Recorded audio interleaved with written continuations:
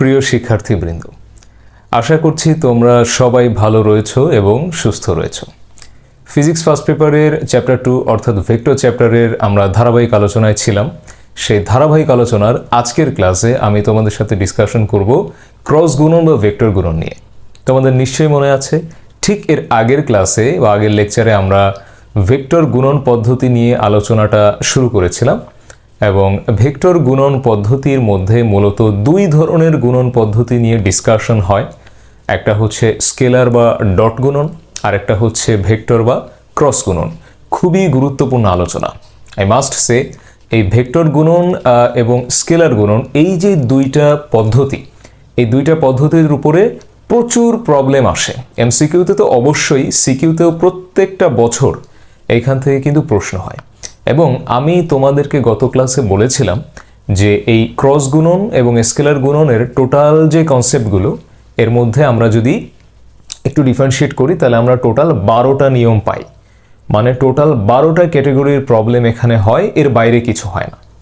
তো বাংলাদেশের বইপত্র এমনভাবে লেখা যে কোথাও কিন্তু এই নিয়মগুলো ইন্ডিভিজুয়ালি ওভাবে লেখা নাই। হ্যাঁ, অঙ্ক আছে, অঙ্কের এক্সাম্পল আছে, বা বিভিন্ন পরীক্ষায় যে অঙ্কগুলো এসেছে, আমি সমস্ত অঙ্ক প্রিভিয়াস ইয়ারের কোশ্চেন ব্যাংক এবং তোমার বইয়ের যত কোশ্চেন্স আছে সবগুলো অ্যানালাইসিস করে টোটাল আমি 12টা নিয়ম এখান থেকে এক্সট্র্যাক্ট করতে পেরেছি। এবং এই 12টা নিয়মের বাহিরে কখনোই কোনো প্রবলেম আসে না, এর মধ্যেই সব কিছু ঘুরে ফিরে চলে আসে। তাহলে অবশ্যই তোমাকে মনোযোগী থাকতে হবে ক্লাসের শুরু থেকে শেষ পর্যন্ত, এবং সুন্দরভাবে তোমাকে নোট ডাউন করতে হবে, যাতে করে প্রত্যেকটা নিয়ম তুমি সুন্দরভাবে বুঝে করতে পারো। ঠিক আছে? এবং যারা এর আগের ক্লাসটা অর্থাৎ স্কেলার গুণনের ক্লাসটা যারা করনি, অবশ্যই আগে স্কেলার গুণনের ক্লাসটা করে ফেলো, দেন তুমি এই ক্লাসে জয়েন করো। ঠিক আছে, ফার্স্ট অফ অল আমরা লিখে ফেলি ভেক্টর বা ক্রস গুণন। আগে তুমি এটার ডেফিনিশনটা লিখে ফেলো।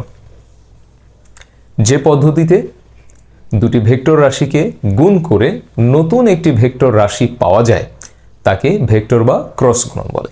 ঠিক আছে? কি বললাম? যে পদ্ধতিতে দুটি ভেক্টর রাশিকে গুণ করে নতুন একটি ভেক্টর রাশি পাওয়া যায় তাকে ভেক্টর বা ক্রস গুণন বলে।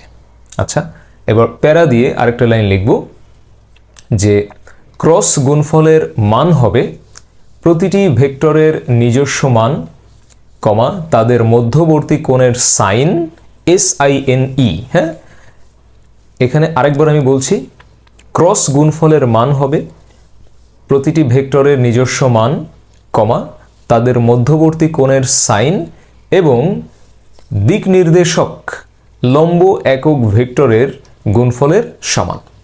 ঠিক আছে? লিখে ফেলো সুন্দর করে। ক্রস গুণফলের মান হবে প্রতিটি ভেক্টরের নিজস্ব মান, কমা তাদের মধ্যবর্তী কোণের সাইন এবং দিক নির্দেশক লম্ব একক ভেক্টরের গুণফলের সমান। ঠিক আছে?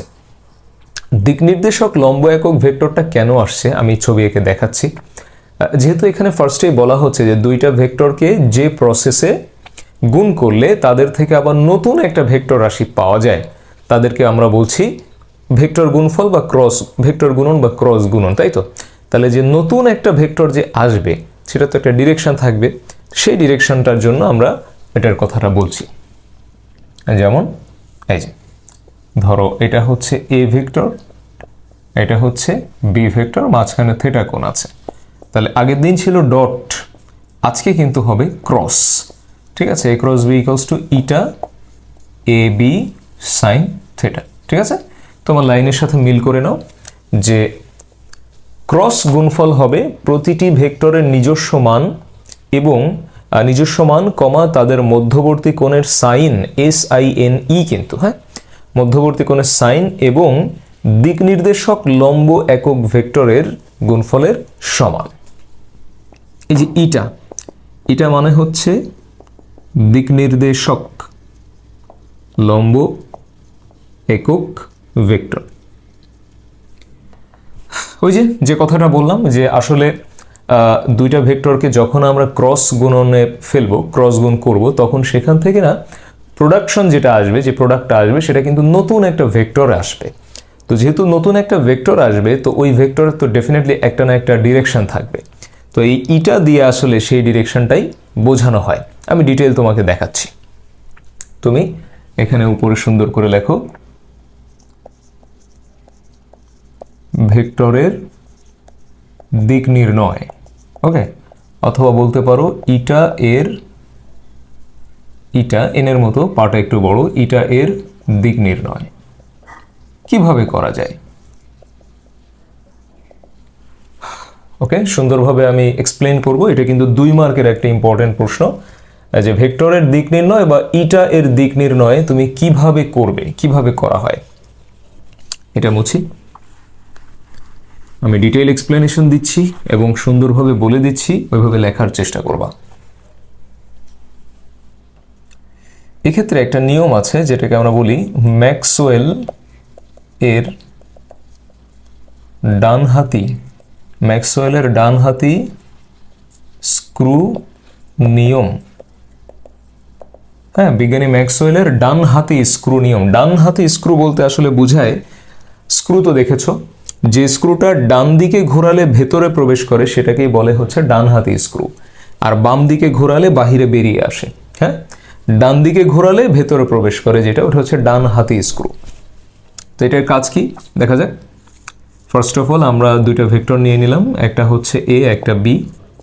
এইবার আমরা ঠিক এদের ছেদবিন্দুতে এখানে একটা স্ক্রু স্থাপন করলাম ডিরেকশন বের করার জন্য। হ্যাঁ, তো আমরা যদি আমাদের স্ক্রুটাকে বি থেকে এ এর দিকে ঘুরাই, মানে কিন্তু ঘড়ির কাঁটার দিকে, ওকে, ঘড়ির কাঁটার দিকে আমরা যদি ঘুরাই, তাহলে তুমি নিজেই চিন্তা করে দেখো, যেহেতু এটা 3 ডাইমেনশনাল, এটা 2 ডাইমেনশনাল ছবি, আমরা যদি স্ক্রুটাকে এখানে রেখে আমরা যদি ঘড়ির কাঁটার দিকে এভাবে ঘোরাতে থাকি, মনোযোগ সহকারে দেখো, ঘড়ির কাঁটার দিকে ঘুরাই, তাহলে অবশ্যই এই যে স্ক্রুটা এটা কিন্তু ভেতরে ঢুকে যাবে, তাই না, ভেতরের দিকে প্রবেশ করবে। তো ভেতরের দিকে প্রবেশ করানোটা তো আর এখানে বোর্ডকে তো আর ছিদ্র করে দেখানো যাচ্ছে না, তো সেটাকে আমরা এভাবে দেখাই দিতে পারি, এভাবে। তাহলে ছবিটা আঁকাবো, ছবি একে এক্সপ্লেনেশন কি লিখবো এইভাবে সুন্দরভাবে দেখো। এ এবং বি ভেক্টর দ্বয়ের, উপরে ভেক্টর চিহ্ন অবশ্যই দিব, এ এবং বি ভেক্টর দ্বয়ের ছেদ বিন্দুতে তাদের সমতলে। ঠিক আছে, আবার বলছি, সুন্দরভাবে লিখবা, এ এবং বি ভেক্টর দ্বয়ের সমতলে তাদের ছেদবিন্দুতে একটি ডানহাতি স্ক্রু স্থাপন করে, এ এবং বি ভেক্টর দ্বয়ের সমতলে তাদের ছেদবিন্দুতে একটি ডানহাতি স্ক্রু স্থাপন করে তাকে বি থেকে এ এর দিকে ক্ষুদ্রতর কোণে ঘোরালে স্ক্রুটি কাগজের তলের ভেতরে প্রবেশ করে, এবং সেটাই হবে নতুন প্রাপ্ত ভেক্টরের দিক। ওকে, এই হবে তোমার লেখাটা, সুন্দরভাবে লেখো আর এই ছবিটা দিয়ে দাও। তো এইভাবে হচ্ছে ডিরেকশনটাকে নির্ধারিত করতে হয়। এবার যদি ঠিক এর উল্টো কাজটা আমরা করি, এবার তুমি এই ছবিটা ড্র করো, এ থাকলো, বি থাকলো, এবার আমরা উল্টো দেখো, অ্যান্টি ক্লকওয়াইজ আমরা যদি ঘোরাই, স্ক্রুটা রইল, তুমি নিজেই বলো, এখানে যদি আমি একটা স্ক্রু রেখে আমরা যদি অ্যান্টি ক্লকওয়াইজ ঘোরাই এইভাবে বাম দিকে, তাহলে কি হবে, সেটা কিন্তু বেরিয়ে আসে। ডানে ঘোরালে যদি ভেতরে ঢোকে, তাহলে বামে ঘোরালে কি হবে, বেরিয়ে আসবে। তো বেরিয়ে আসাটার চিহ্নটা 2D ছবিতে আমরা এইভাবে দিয়ে দিব, এভাবে। ওকে, তাহলে এই ছবিটা আঁকাও। এই ছবিটা আঁকানোর পরে এবার লিখবো যে এবার এ ও বি ভেক্টর দ্বয়ের সমতলে তাদের ছেদবিন্দুতে ডানহাতি স্ক্রুকে স্থাপন করে এ থেকে বি এর দিকে স্ক্রুটিকে ক্ষুদ্রতর কোণে ঘোরালে সেটি কাগজের তল বরাবর বাহিরে বেরিয়ে আসে, এবং সেটাই হবে নতুন প্রাপ্ত ভেক্টরের দিক। ওকে, তাহলে এই যে ইটা বা এই যে লম্ব একক ভেক্টর, এটার আসলে প্রবাবল কয়টা দিক হতে পারে, 2টো দিক হতে পারে। একটা হচ্ছে তোমার যে সারফেস, সেই সারফেস থেকে লম্ব দিকে বাহিরে, আরেকটা হচ্ছে লম্ব বরাবর ভেতরে। ঠিক আছে, তোমার যে সারফেসে ভেক্টর দুইটা থাকবে, ভেক্টর দুইটা অবশ্যই সমতলীয় হবে, একই তলে থাকবে। তো তাদের ছেদবিন্দুটা যেখানে ছিল সেখান থেকে হয় খাড়া উপরের দিকে বাহিরে অথবা নিচের দিকে ভেতরে, যে কোনো একটা প্রবাবল ডিরেকশন তাদের হতে পারে। এই জন্যই কিন্তু এটার নাম দেওয়া হয়েছে কি বলতো, লম্ব একক ভেক্টর। তার প্রবাবল দুইটা দিক আছে, একটা খাড়া উপরের দিকে, একটা খাড়া নিচের দিকে। ওকে, এই কোশ্চেনটা আসতে পারে।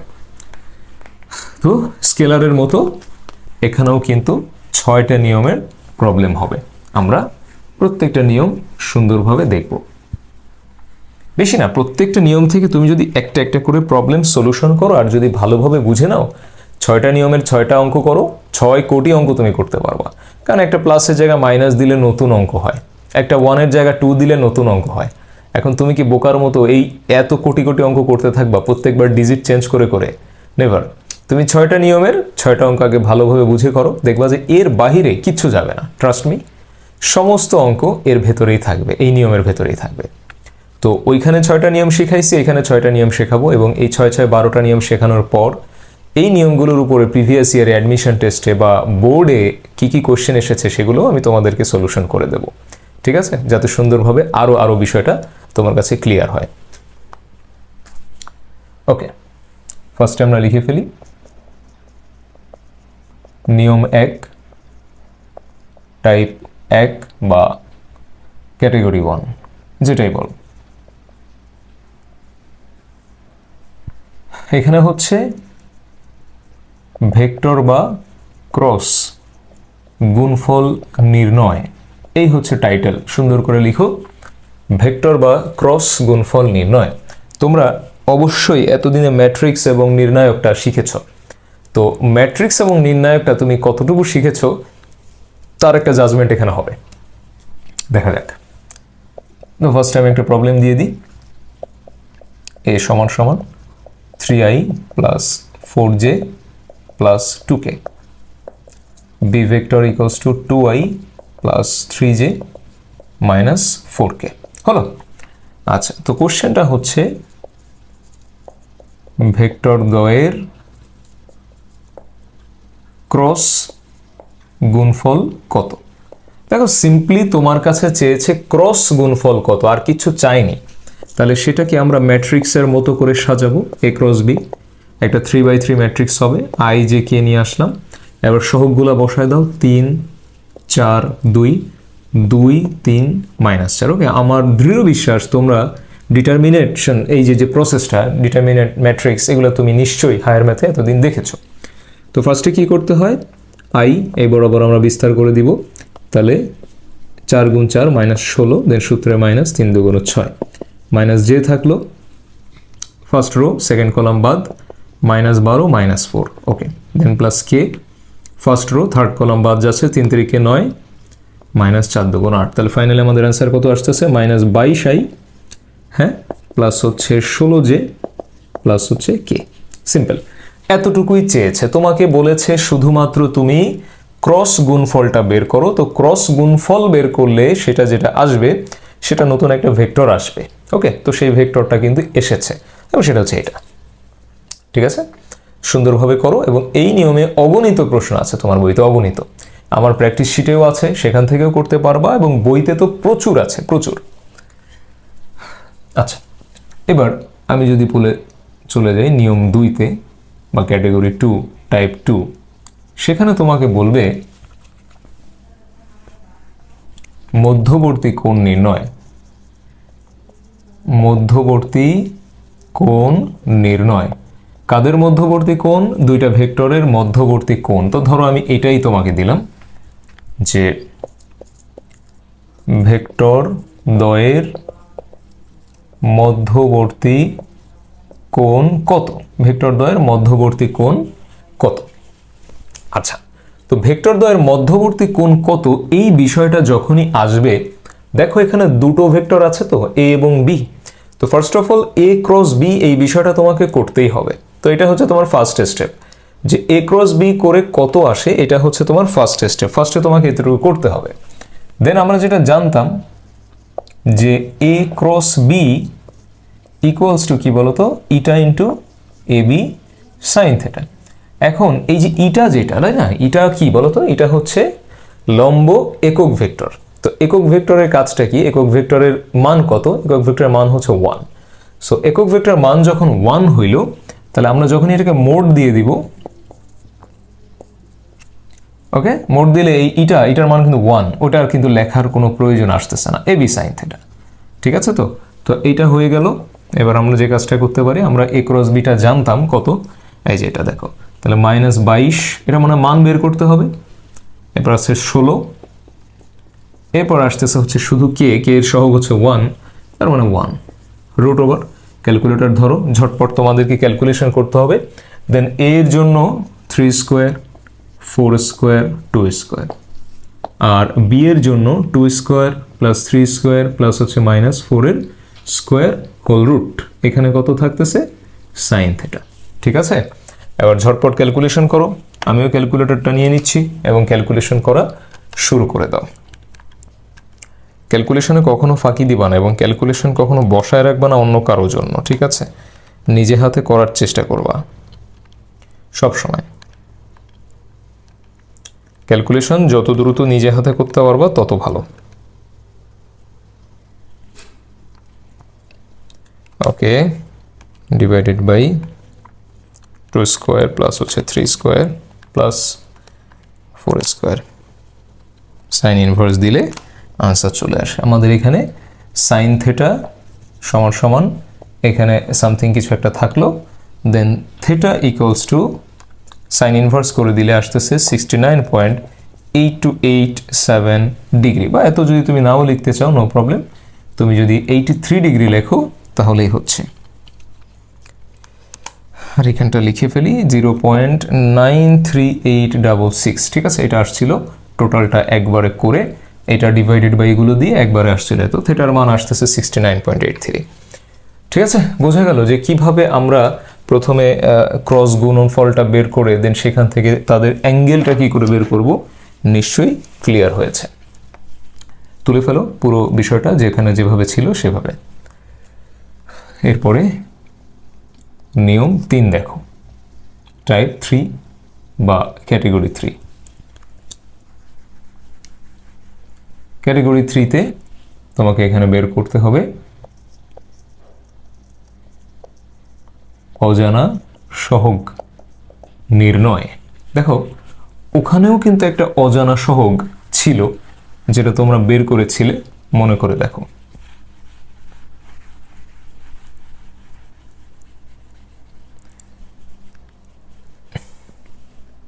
প্রবলেমটা হচ্ছে mi প্লাস 2j প্লাস হচ্ছে 3k, আর বিতে হচ্ছে 2i প্লাস 4j প্লাস হচ্ছে 6k। তো m এর মান কত হলে ভেক্টর দ্বয় সমান্তরাল হবে? ওকে, সুন্দরভাবে কোশ্চেনটা লিখো আগে।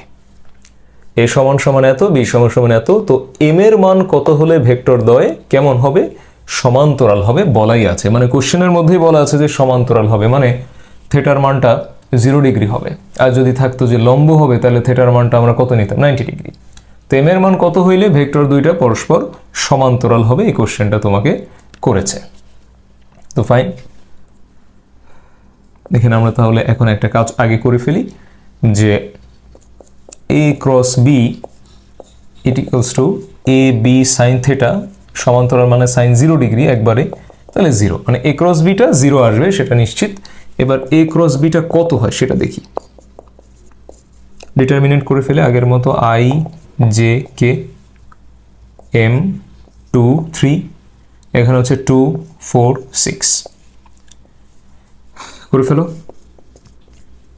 ফার্স্ট রো ফার্স্ট কলাম বাদ, তার মানে 12 minus 12 minus J, first row second column বাদ 6m মাইনাস 6 প্লাস হচ্ছে কে, ফার্স্ট রো থার্ড কলাম বাদ, তার মানে এখানে আসতেছে 4m মাইনাস 4। ওকে, তো 12 মাইনাস 12টা 0 হয়ে গেল, মাইনাস জে থাকলো 6m মাইনাস 6 প্লাস কে থাকলো 4m মাইনাস 4, এইটা আসতেছে এ ক্রস বি।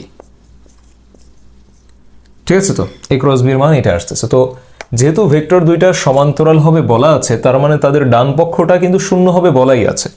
তো এ ক্রস বি আসছে এইটা, তো এটা ইকুয়ালস টু 0।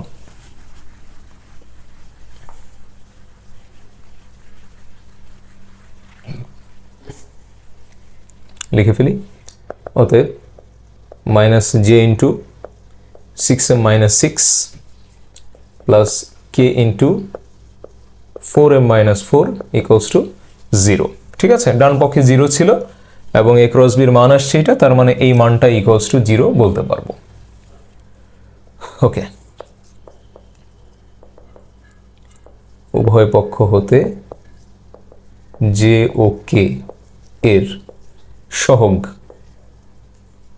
সমীকৃত করে, উভয় পক্ষ হতে কার কার, জে এবং কে, কারণ এখানে আই নাই, ইকুয়েশনে টোটালি আই নেই, তার মানে আমরা জে এবং কে এর সহগ সমীকৃত করে পাচ্ছি। এই কথাটা তুমি 9, 10-এ শুনেছো, সহগ সমীকৃত করে। তাহলে জে এর সহগ হচ্ছে -6m - 6, ডান পাশে কি আছে 0, আর এখানে কত 4m - 4, ডান পাশে কত আছে 0, গুণ করো।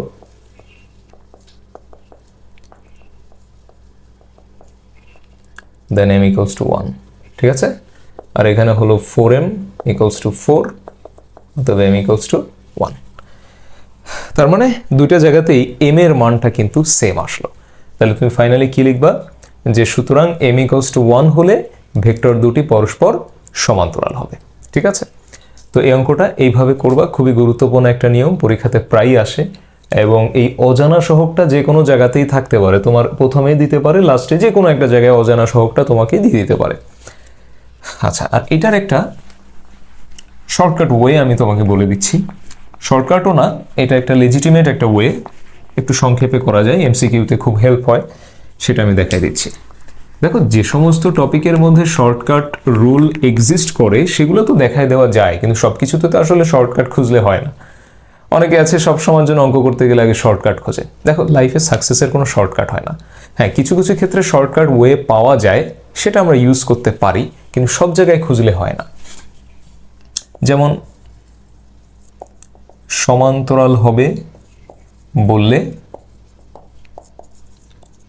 সহগগুলোর অনুপাত সমান। কি কি সহগ আছে, m আছে, 2 আছে, দেখো মানে যারটা তারটার সাথে ভাগ হবে, 2 এর সাথে 4, আর 3 এর সাথে ভাগ হবে 6। তাহলে আমি যদি এই দুইটা নিয়েই হিসাব করি, দেখো 4m equals to 4 and finally m equals to কত 1, বা তুমি যদি এটার সাথে এটাকে কম্পেয়ার করো তাও কিন্তু m এর মান 1 আসবে। তো এটা আসলে সরল রেখা অধ্যায়ের একটা কনসেপ্ট, তোমার হায়ার ম্যাথে সরল রেখা অধ্যায় আছে, সেখানে বলা আছে যে যদি দুইটা সরল রেখা সমান্তরাল হয় তাহলে তাদের সহগের অনুপাতগুলো সমান হয়। এই যে a1x b1y প্লাস হচ্ছে c1 equals to 0, a2x b2y plus হচ্ছে c2 ইকুয়ালস টু 0, তারা যদি সমান্তরাল হয় তাহলে তাদের এই যে সহগগুলোর যে অনুপাত, এই অনুপাত কেমন হয়, সমান হয়। তো সেই কনসেপ্ট থেকেই মূলত এই বিষয়টা লেখা যায়, দুটো ভেক্টর যদি সমান্তরাল হয় তাহলে তাদের সহগগুলোর অনুপাতকে কি লেখা যায়, সমান লেখা যায়। ঠিক আছে, তো এখান থেকেও তুমি ডিসিশন দিতে পারো, এটা এমসিকিউর জন্য। রিটেন এইভাবে করো না, রিটেন এইভাবে ডিটেইল যেভাবে আমি শিখাইছি সেভাবে করো। ঠিক আছে, সুন্দরভাবে এটা তুমি তোমার খাতাতে তুলে ফেলো। এরপরে আমরা চলে যাব নিয়ম 4 বা টাইপ 4, ক্যাটাগরি 4। এটাও খুবই গুরুত্বপূর্ণ একটা নিয়ম, এটাও পরীক্ষাতে প্রচুর আসে। টাইপটা হচ্ছে লম্ব একক ভেক্টর বা ইটা নির্ণয়। লম্ব একক ভেক্টর বা ইটা নির্ণয়। আমরা একটু আগে দেখেছি ইটার পরিচয়টা হচ্ছে সে লম্ব একক ভেক্টর। তো এই লম্ব একক ভেক্টরটা আমাদের এবার ফাইন্ড আউট করতে হবে। তো তার জন্য আমি তোমাকে ফার্স্টে বলে দিই যে আমরা যেটা জানতাম যে a ক্রস b মানে হচ্ছে ইটা ইন্টু এ বি সাইন থেটা, তাই তো? তো এই এ বি সাইন থেটা এটা কিন্তু আবার a ক্রস b এর যে মডুলাস তার সমান হয়। এই পাশে a ক্রস b মানে বাম পাশটা হচ্ছে ভেক্টরের জন্য, আর ডান পাশে ওই ভেক্টরটার যে মান মডুলাস করলে ওইটাই আসে। ঠিক আছে, তাহলে ইটা সমান সমান কি দাঁড়াচ্ছে একবারে, a ক্রস b উপরে ডিভাইডেড বাই কি বলতো, a ক্রস b এর মডুলাস। ওকে, এইটাই হচ্ছে মেইনলি ইটা এর সূত্র। এখন কি প্রবলেম ছিল যে এটা কিন্তু আসলে কাগজের তলের সাথে লম্ব বরাবর খাড়া উপরের দিকে বা নিচের দিকে যে কোনো একটা দিকে হতে পারতো, এটা ফিক্সড না। তার প্রবাবল দিক হচ্ছে দুইটা, কাগজের তলের সাথে খাড়া উপরের দিকে অথবা নিচের দিকে যে কোনো একটা দিকে সে হতে পারে। এই জন্য ডিরেকশন ঠিক মতো রাখার জন্য একটা প্লাস মাইনাস এটার সামনে দিতে হয়। প্লাস মাইনাস দিলে বোঝা যায় যে এটার দুইটা প্রবাবল ডিরেকশন হতে পারে, একটা খাড়া উপরের দিকে একটা নিচের দিকে। তো ওটা যদি প্লাস হয় নিচেটা আমরা মাইনাস, এই জন্য আমরা সামনে একটা কি রাখবো, প্লাস মাইনাস রেখে দেবো, এটা যেন মনে থাকে। আচ্ছা, একটা প্রবলেম দিয়ে দিই, করে ফেলো। ভেক্টর এ সমান সমান 2i plus 3j minus 4k, vector B সমান সমান 3i প্লাস 6j প্লাস হচ্ছে কত 2k, এটা আছে। এবার তোমাকে এই দুটো ভেক্টর দিয়ে বলল যে এদের সমতলে লম্ব একক ভেক্টর বের করো। এদের সমতলে, প্রশ্নটা উঠাও, এদের সমতলে লম্ব একক ভেক্টর বের করো। তাহলে তোমার ফার্স্ট ডিউটি হচ্ছে এ ক্রস বি বের করা। প্রত্যেকটা জায়গায় দেখো ডিটারমিনেন্টের ওই কনসেপ্টটা কাজে লাগতেছে। 2 3 - 4 3 6 2 করলে কত আসতেছে, আই থাকলো 6 প্লাস হচ্ছে 24, দেন মাইনাস জে, ফার্স্ট ও সেকেন্ড কলাম বাদ যাচ্ছে, 4 প্লাস হচ্ছে 12, দেন কে থাকলো 12 মাইনাস হচ্ছে 9, তাহলে আমাদের আনসার আসতেছে 30i মাইনাস 16j প্লাস হচ্ছে 3k, এটা আসতেছে। এবার এটার ডিটারমিনেন্টটা, মানে এটা ডিটারমিনেন্ট হয়ে গেল, এবার এটার ভ্যালু কত, ম্যাগনিটিউডটা কত সেটা লাগবে। প্রত্যেকটা সহগের স্কোয়ার করে তার উপরে আমরা একটা কি করব, হোল রুট দিব। এবং ঝটপট ক্যালকুলেটর নিয়ে বসে পড়ো। আমিও ক্যালকুলেটর নিয়ে দেখছি যে কত আসতেছে। তো এখানে আমাদের আনসার আসতেছে 30 স্কোয়ার প্লাস হচ্ছে 16 স্কোয়ার প্লাস হচ্ছে 3 স্কোয়ার রুট ওভার 1165 আসতেছে। ওকে, অতএব লম্ব একক ভেক্টর, হ্যাঁ, এটা ইকুয়ালস টু প্লাস মাইনাস দিবা A cross B divided by A cross B এর মোড, ঠিক আছে। তাহলে সেটা দিলে কত আসতেছে, প্লাস মাইনাস, তোমরা লাইনটা নিচে লিখবা, plus minus 30i minus 16j plus হচ্ছে 3k 1165, দশমিক করার দরকার নেই, এভাবে থাক। বা তুমি যদি চাও এটাকে ব্র্যাকেটের মধ্যে সেপারেট করে করে লিখবা, তাও লিখতে পারো, 30 বাই এত i, হ্যাঁ, মাইনাস 16 বাই এত j প্লাস 3 বাই এত k, এভাবেও লিখতে পারো, নো প্রবলেম। তো এই হচ্ছে পুরোপুরি লম্ব একক ভেক্টর করার নিয়ম, এবং পরীক্ষাতে লম্ব একক ভেক্টরের প্রশ্ন কিন্তু প্রচুর আসে, ঠিক আছে, এটা খেয়াল রেখো। দেন নিয়ম 5 টাইপ 5 ক্যাটাগরি 5,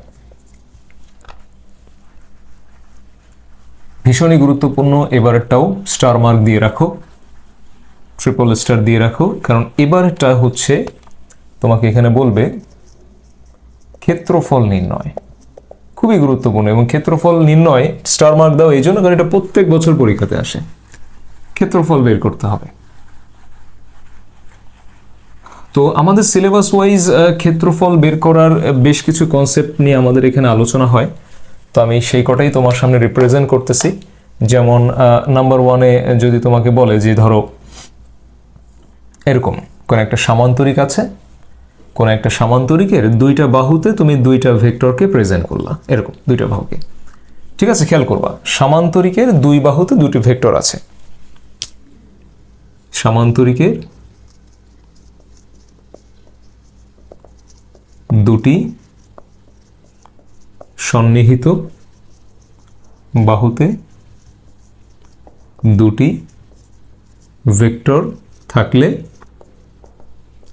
ক্ষেত্রফল equals to A cross B modulus বর্গ একক, ঠিক আছে, এ ক্রস বি মডুলাস বর্গ একক। এই যে দুই বাহুতে দুইটা ভেক্টর যদি রিপ্রেজেন্টেড হয় তাহলে তার ক্ষেত্রফল হচ্ছে এ ক্রস বি মডুলাস বর্গ একক। এখন এটা কি করে আসে দেখো, আমি যদি এখান থেকে একটু রেখা টানি, একটু লম্বালম্বিভাবে রেখাটা টানার চেষ্টা করো, এই এখানে থেটা আছে, এটা হচ্ছে এইচ। ধরো এটা O P Q R S, এই হচ্ছে আমাদের সামান্তরিকটার আমরা একটা নাম দিলাম। তো নাম দেওয়ার পরে তুমি এটা দেখো, এখানে তুমি আসলে কি লিখতে পারো।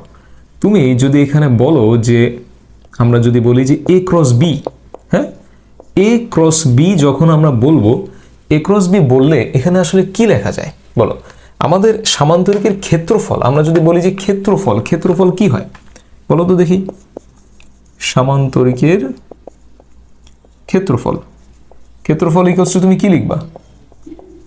দৈর্ঘ্য ইন্টু উচ্চতা। হ্যাঁ, সামান্তরিকের ক্ষেত্রফল তার দৈর্ঘ্য ইন্টু উচ্চতা দিতে হবে। তাহলে তার দৈর্ঘ্যটা আমি যদি বলি ওপি আর উচ্চতাটা আমি যদি বলি আর এস, কি ঠিক আছে? তো দৈর্ঘ্য ওপি, উচ্চতা হচ্ছে আর এস। আচ্ছা, এখন আবার কথা আছে, আর এস যে তুমি নিবা এটা আবার একটা সমকোণী ত্রিভুজে কিন্তু পড়েছে, এই যে থেটা, ধরো আর ও এস, তাই না? তো এখানে যদি তুমি আবার বলো যে সাইন থেটা অ্যাপ্লাই করো, সাইন থেটা অ্যাপ্লাই করলে কি হবে? লম্ব বাই অতিভুজ। তাহলে আর এস ইকুয়ালস টু কি লিখবা? ও আর সাইন থেটা। তাহলে এখানে ওপি ইন্টু ও আর সাইন থেটা, ঠিক আছে? ওপি ইন্টু ও আর সাইন থেটা। তো ওপিতে তুমি কি রিপ্রেজেন্ট করতেছো? এ ভেক্টর, দিলাম এ ভেক্টর। দেন তুমি ও আর বরাবর কাকে রিপ্রেজেন্ট করতেছো? B vector. মানে আমি যদি বাহুর হিসাব করি তাহলে এইভাবে লিখতে হয় এ বি, এবার সাইন থেটা, ঠিক আছে না? তাহলে এখানে চলে আসতেছে কি? এ বি সাইন থেটা, এবং এটা কিন্তু একটা মান আসতেছে। তাহলে ক্ষেত্রফলটা আমরা কি লিখতে পারতেছি? এ বি সাইন থেটা, এবং এই এ বি সাইন থেটা মানেই কিন্তু আসলে এ ক্রস বি এর মডুলাস ছিল, মনে আছে নিশ্চয়ই? তাহলে এই এ ক্রস বি এর মডুলাসটাই কিন্তু আসলে এ বি সাইন থেটা, ঠিক আছে? তো এটা আমি তোমাকে ফুল প্রুফ করে দিলাম যে কি করে সূত্রটা জেনারেট হয়েছে। তাহলে ডাইরেক্ট আমরা বলতে পারবো যে দুই বাহুতে, দুইটা সন্নিহিত বাহুতে যদি দুইটা ভেক্টর থাকে তাহলে ক্ষেত্রফল হবে তাদের, এই যে দেখো, এ ক্রস বি এর মডুলাসের সমান, এত বর্গ একক। ওকে, প্রমাণটা সুন্দর করে উঠিয়ে ফেলো। এগুলো উঠাতে কোনো গাফিলতি করবা না, সুন্দর করে উঠিয়ে ফেলবা। আচ্ছা, তাহলে সামান্তরিকের বিষয়টা তো এখানে এভাবে গেল। এবার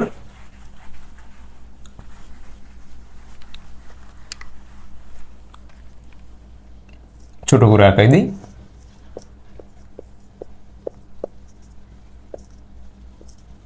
এক নম্বর। এবার দুই নম্বর, যদি সামান্তরিকের কর্ণ বরাবর হয়, এখানে একটু চেঞ্জ আসবে। সামান্তরিকের দুটি কর্ণ বরাবর দুটি ভেক্টর ক্রিয়া করলে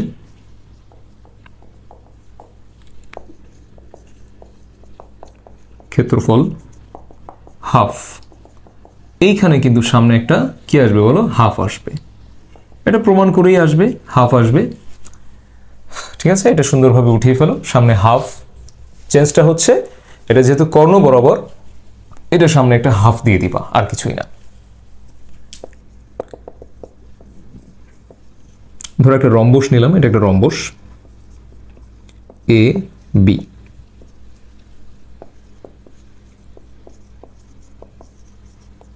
রম্বসের কর্ণ বরাবর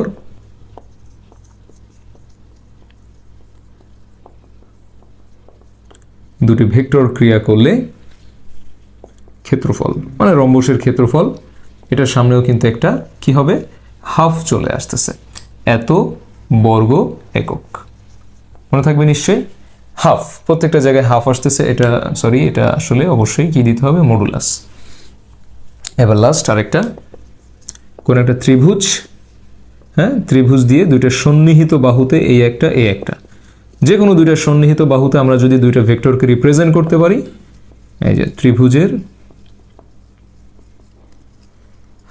দুটি সন্নিহিত বাহুতে দুটি ভেক্টর ক্রিয়া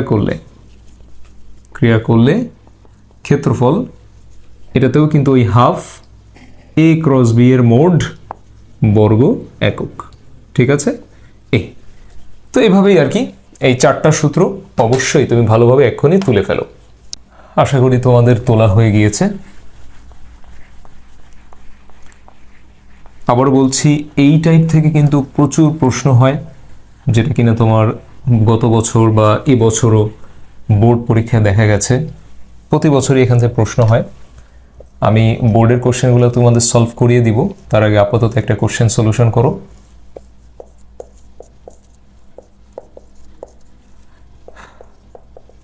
six I plus 4j plus হচ্ছে 2k,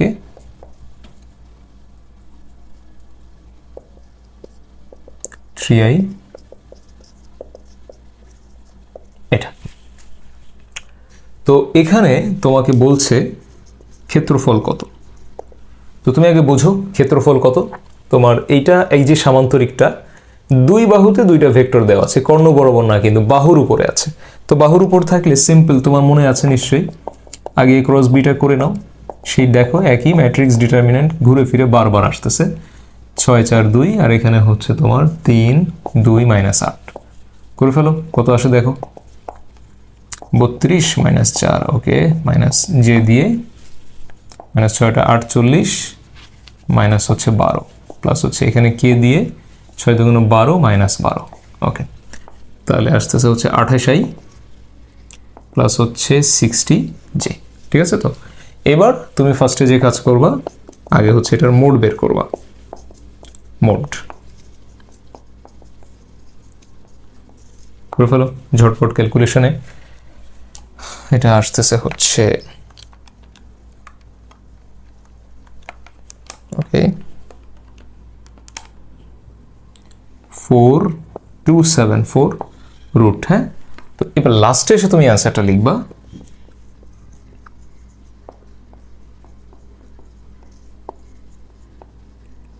ঠিক আছে, এইভাবে।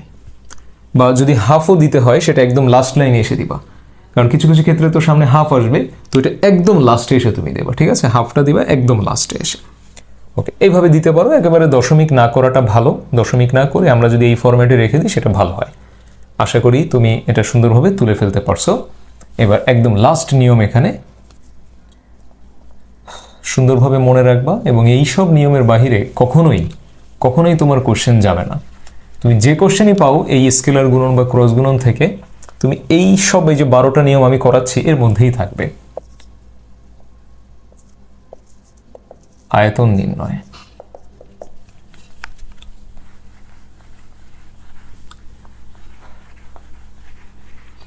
আমাদের সিলেবাস ওয়াইজ এখানে পার্টিকুলারলি একটা জিনিসের আয়তন নির্ণয় করতে বলে, সামান্তরিক, সেটা তো 2D, সামান্তরকের আয়তন বের করতে বলে। সামান্তরক কি? ধরো প্রতিটা জিনিসের 2D আর 3D ভার্সন আছে। এটা হচ্ছে বৃত্ত, আর এটারই 3D ভার্সন কি হবে বলো? গোলক, হ্যাঁ, নিরেট গোলক। তারপর যদি তুমি বলো বর্গ, বর্গ কি? 2D বর্গ। কিন্তু যদি সেই বর্গটাকে তুমি ঘনক বানায় ফেলো, তখন কিন্তু আর সেটা 2D থাকলো না, তখন সেটা কি হয়ে গেল? 3D। তো সিমিলার ওয়েতে সামান্তরিক, এটা কি বলো তো? সামান্তরিক, এটা কিন্তু 2D, কিন্তু যখনই এটা একটা হাইট থাকবে, এই যে দেখো, যখনই সেটা একটা হাইট থাকবে তখন কিন্তু আর সেটা 2D নাই, এটা হয়ে গেল কি? 3D। তো তখনই এটার নাম দেওয়া হয় সামান্তরক। এটা মনে করো না যে নাম ভুল আছে, এটা সামান্তরিক আর ওটা সামান্তরক, মনে থাকে জানি, তুলে রাখবো অবশ্যই।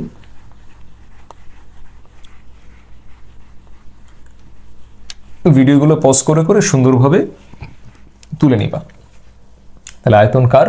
আয়তন হচ্ছে ঘন সামান্তরিক অথবা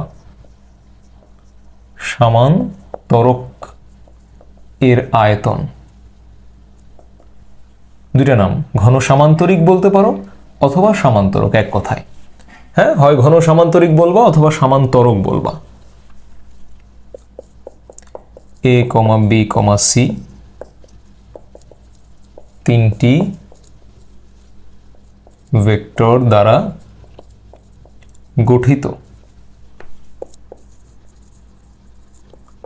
সামান্তরকের আয়তন equals to A dot B cross C ঘন একক। এটা যেন মনে থাকে। হ্যাঁ, তিনটা সিকোয়েন্স মেনটেন করবা। এ বি সি যদি হয় তাহলে A dot B cross C এভাবে করতে হয়।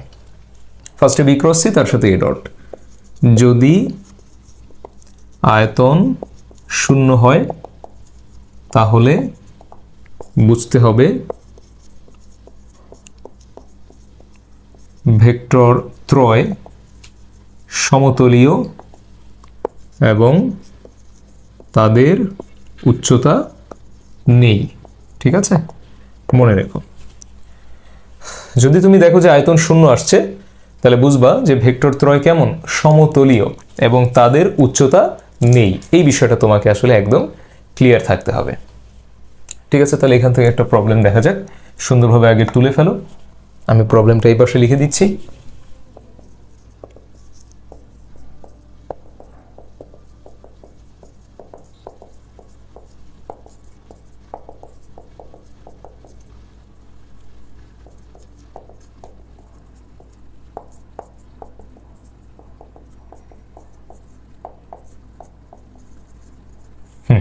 তিনটা গঠিত সমান্তরক এর আয়তন কত? তিনটা আছে, দেখলেই বুঝবা যে এটার আয়তন চাবে তোমার কাছে। হ্যাঁ, গঠিত সমান্তরকের আয়তন কত? ফাইন, গঠিত সমান্তরকের আয়তন যদি আমরা বের করতে চাই তাহলে আমাদের ইনিশিয়াল কাজটা কি? ফার্স্টে আমাদের কাজ হচ্ছে বি ক্রস সিটা বের করা। বি ক্রস সি একই আই জে কে করে ফেলো। 6 2 2, এখানে হচ্ছে 4 2 3, ঝটপট করে ফেলো। 6 - 4 মাইনাস জে থাকলো 18 - 8 প্লাস কে থাকলো 12 - 8। ওকে, তাহলে আমাদের আসতেছে 2i মাইনাস 10j প্লাস হচ্ছে 4k। এটা এবার দেখো এটার সাথে ডটও কাজে লাগতেছে। A dot B cross C, এ কত আছে ওখানে দেখা যাচ্ছে 2i plus 3j minus 4k। 2i minus 10j plus হচ্ছে 4k। তাহলে কত আসে আমরা দেখি। 2 2 4 মাইনাস হচ্ছে 30, ওকে, মাইনাস 16। তাহলে আমাদের অ্যান্সার আসতেছে হচ্ছে মাইনাস 42। ওকে, অতএব আয়তন ইকুয়ালস টু, তুমি যদি এটাকে একটু মোড করো, মাইনাস সাধারণত আসবে না, ঠিকঠাক মতো মান দিলে জেনারেলি মান মাইনাস আসে না।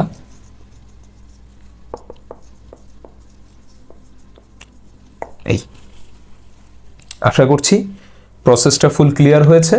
তো প্রসেসটা ফুল ক্লিয়ার হওয়াটাই জরুরি। এখানে মাইনাস নিয়ে খুব বেশি বদার্ড হওয়ার দরকার নেই। মাইনাস জেনারেলি আসে না, আমি তো জাস্ট একটা মান তোমাকে অঙ্ক করানোর জন্য একটা মান দিয়ে দিয়েছি, এই জন্য হয়তো মাইনাস এসেছে। মাইনাস যদি আসেও আমরা দুই পাশে মোড দিয়ে ঘন একক, এত ঘন একক যেহেতু আয়তন, এই জন্য এত ঘন একক লিখে দিব। তবে জেনারেলি মাইনাস আসবে না, মাইনাস নিয়ে দুশ্চিন্তার কোনো কারণ নেই। তাহলে এখানেও আমাদের 6টা নিয়ম কমপ্লিটেড। ইনশাল্লাহ নেক্সট ক্লাসে আমরা এই ক্রস গুণন এবং স্কেলার গুণনের যাবতীয় যত কোশ্চেন্স এসেছে, মানে যত টাইপসের কোশ্চেন এসেছে, বোর্ড কোশ্চেন বা অ্যাডমিশনের কোশ্চেন, পরের ক্লাসে আমরা এগুলো নিয়ে কথা বলবো এবং এগুলো আমি তোমাদেরকে বিস্তারিত আবারও সলিউশন করে দিব। আশা করছি আজকের ক্লাসটা ফুললি তোমার কাছে ক্লিয়ার হয়েছে। এখন তোমার দায়িত্ব হচ্ছে এই নিয়মের উপরে আমার প্র্যাকটিস শিটটা খুলবা। স্কেলার গুণনের ওখানে সমস্ত অঙ্ক তো প্র্যাকটিস করেছো, আর এবার ক্রস গুণনের যত অঙ্ক আছে ওখানে আমার প্র্যাকটিস শিটে সব প্র্যাকটিস করবা। তারপরে তোমার বই ধরবা, তারপরে তোমার টেস্ট পেপার আছে, অ্যাডমিশনের কোশ্চেন ব্যাংক আছে, এবং তোমার বইটা ইম্পর্টেন্টলি বইতে দেখবা ক্রস গুণনের যত অঙ্ক আছে সব প্র্যাকটিস করবা। যদি কোথাও বেঁধে যাও, কোনো প্রবলেম হয়, অবশ্যই আমাকে নক করবা, ইনশাল্লাহ সলিউশন হয়ে যাবে। তাহলে পরের ক্লাসের জন্য ওয়েট করো। পরের ক্লাসে আমরা এটার আরও প্র্যাকটিস নিয়ে আমি তোমাদের সামনে হাজির হব। টিল দেন সবাই ভালো থাকো, সুস্থ থাকো, আল্লাহ হাফেজ।